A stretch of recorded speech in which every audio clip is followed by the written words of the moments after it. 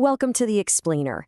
Today, we're diving into the passionate argument from literary critic Harold Bloom about the urgent, really personal act of reading, all based on his book, How to Read and Why.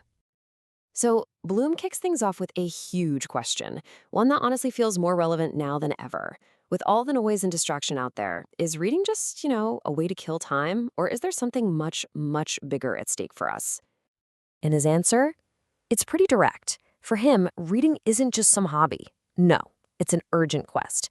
Because let's face it, our time here is limited. We read to get ourselves ready for change. And as he says, that final change is coming for all of us. We're literally reading against the clock to build up our inner selves for whatever's next.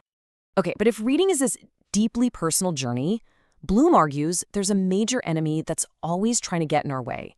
It's something that can kind of poison the whole experience before we even get started. He calls this enemy cant. The best way to think of it is like prepackaged opinions or ideological buzzwords. You know those phrases that sound really righteous but actually stop you from having a genuine thought? It could be corporate jargon or a social media slogan that's just repeated over and over. And he's especially wary of what he calls academic cant. That's when you go into a book with a rigid checklist, only looking for things you've already been told to find. And this right here just lays it all out, doesn't it? On one side, you have Reading with Cant, which is all about social performance. It's about arguing, scoring points, and talking. But on the other side, Reading for the Self is this private, solitary thing. It's about really weighing ideas and finding something that's truly for you.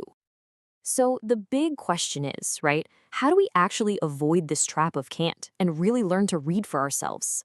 Well, Bloom doesn't just leave us hanging. He builds a clear formula for us by pulling from three of the wisest thinkers on this very topic. First up, from Sir Francis Bacon, we get this idea: don't just read to argue or to blindly accept. Read to weigh and consider for yourself. Then, from the great Dr. Samuel Johnson, we get the idea to find what's personally useful, what comes near to ourself. And finally, from Ralph Waldo Emerson, we have this search for a deep, almost mystical connection, that feeling that the person who wrote the book and the person reading it share the same soul. And this is where it all comes together. Bloom takes these three brilliant ideas and fuses them into this one powerful formula.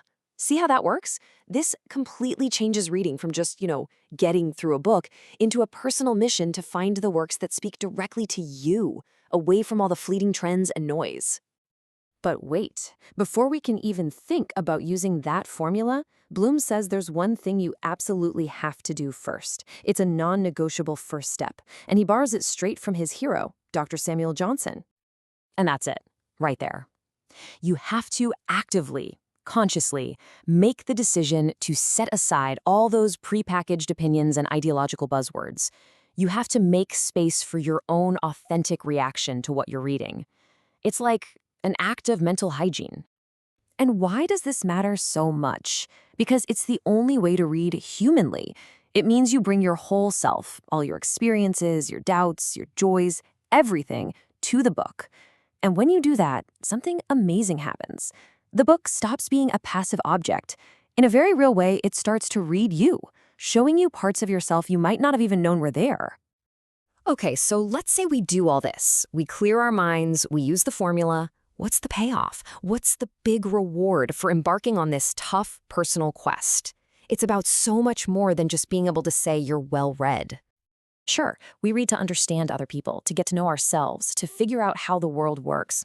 All that's true, but Bloom argues that the most authentic, the most real motive of all, is the search for something he calls a difficult pleasure. This isn't about easy entertainment. It's a kind of pleasure that actually challenges you and changes who you are. And he actually have a name for this incredible feeling, the reader's sublime. You know that breathtaking moment when a really tough sentence finally clicks, or when a character's struggle suddenly shines a light on your own life? That feeling of awe, of your world getting bigger? That's it. That's the sublime. And this quote right here really shows you how high the stakes are for him. I mean, think about it. He puts this experience, the reader's sublime, right up there with falling in love. He's saying it's one of the few ways in our modern world that we can experience real transcendence, that feeling of connecting to something bigger than our everyday selves. So, in the end, this whole explainer really boils down to one question, and it's a question for you. After you clear your mind of all the cant, what's the book that truly comes near to you? Which one can you bring your entire self to weigh and to consider, in that search for a difficult, amazing, transcendent pleasure? That is where reading for yourself truly begins.